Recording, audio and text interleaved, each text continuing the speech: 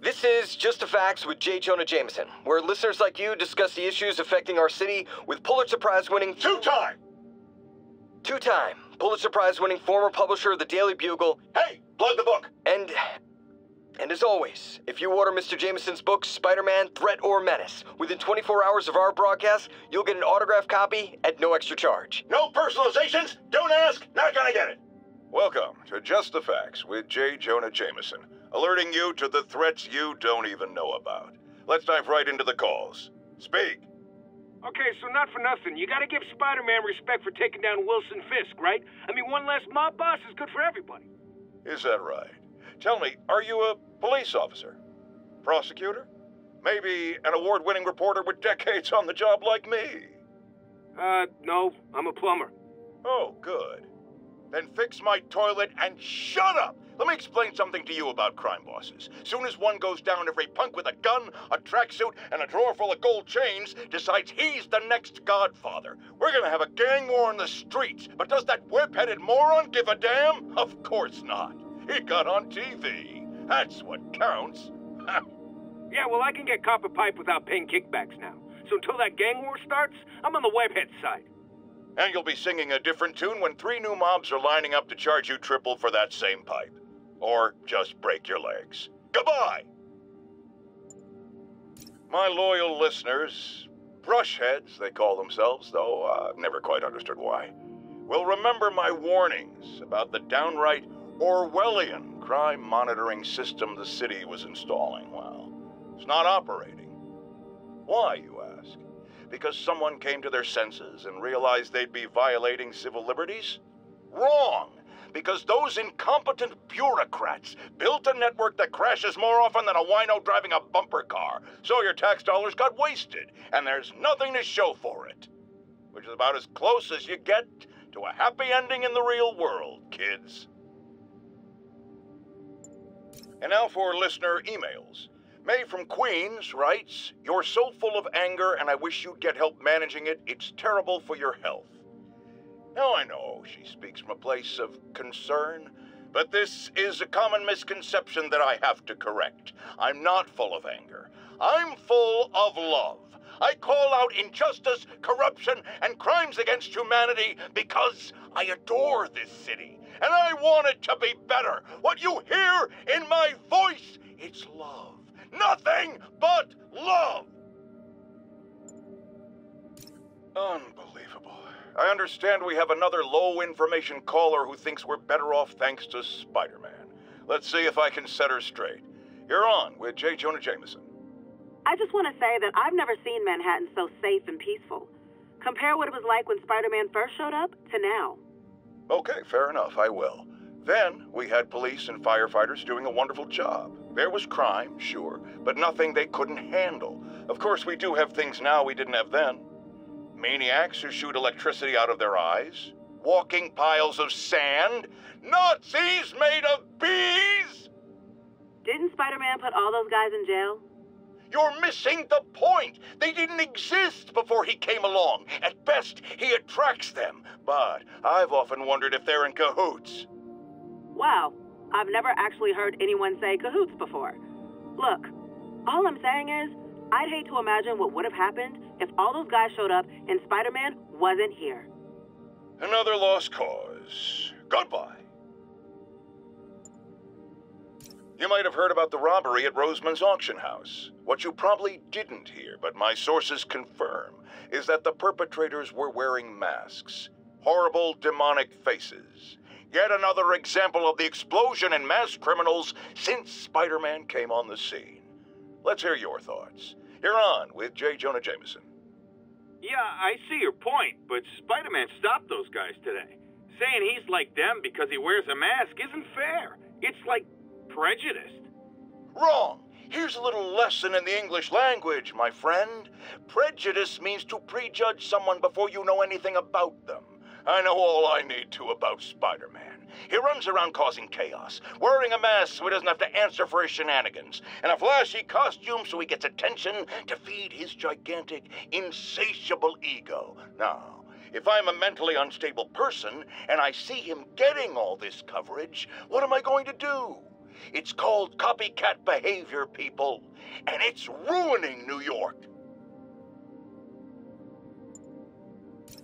Folks, I have to once again defend myself against the spurious claims from McDonald Mac Gargan, aka the Scorpion.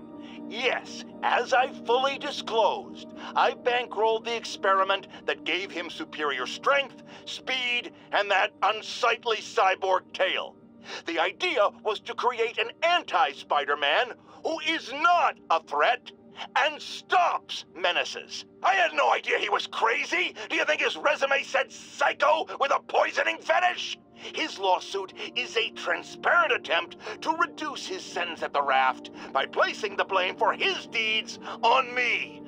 And that is one package J.Jonah Jameson refuses. I've always been about the truth. When I was a reporter and a newspaper publisher, I printed the truth. And now as a broadcaster, I speak it.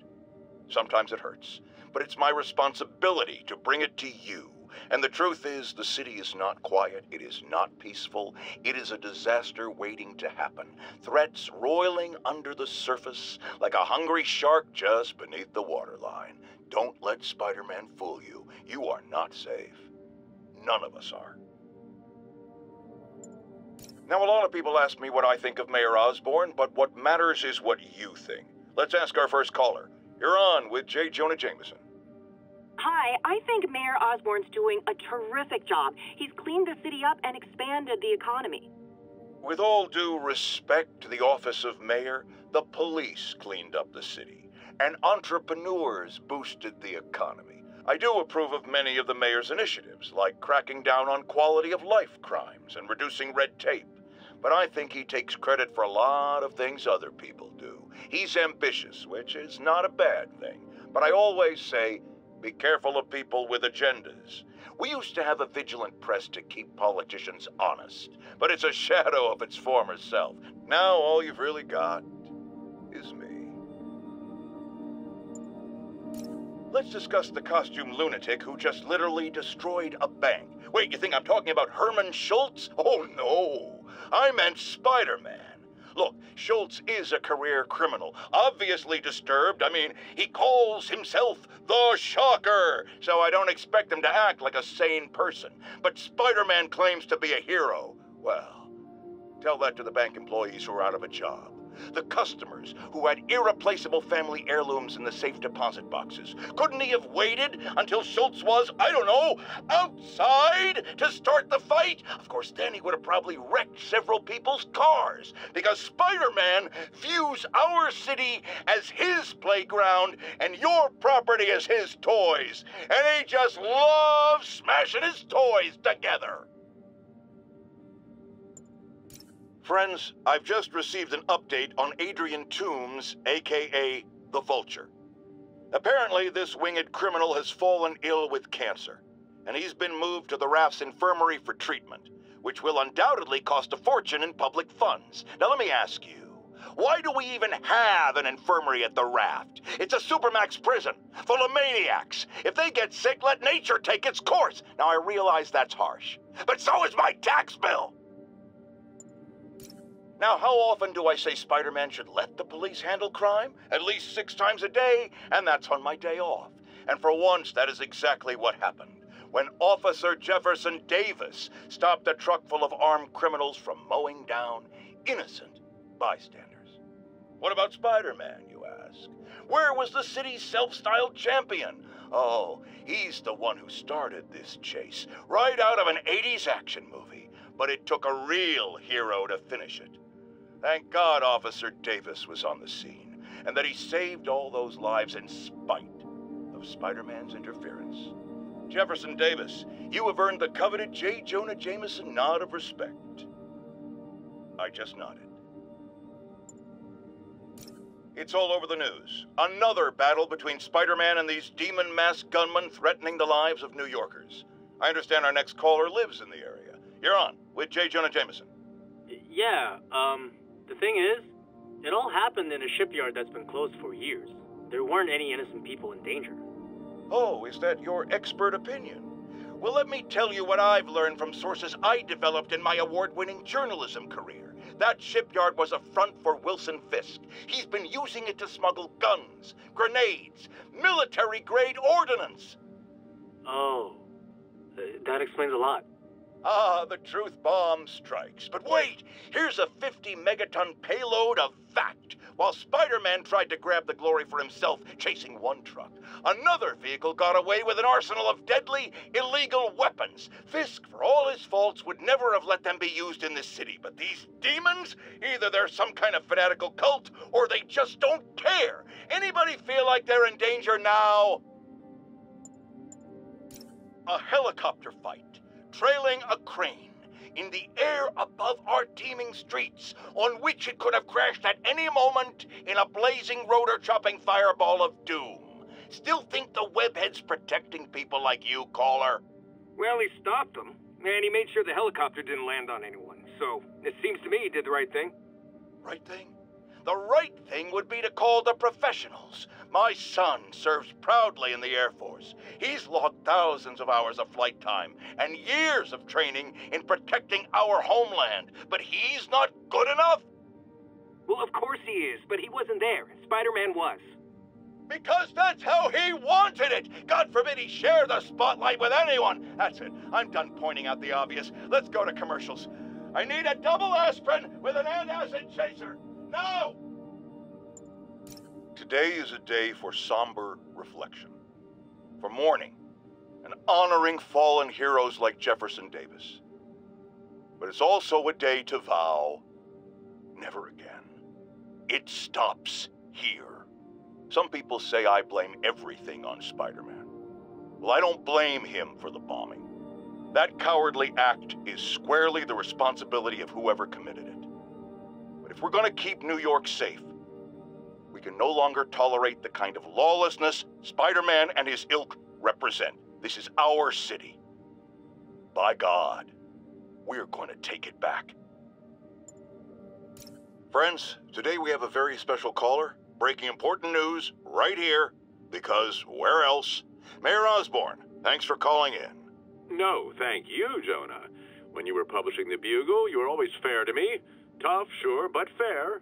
Well, that's my job, Mr. Mayor. All I have is my integrity, and I won't compromise it for anyone. Now, what's this crucial breaking news you're revealing for the first time anywhere on my show?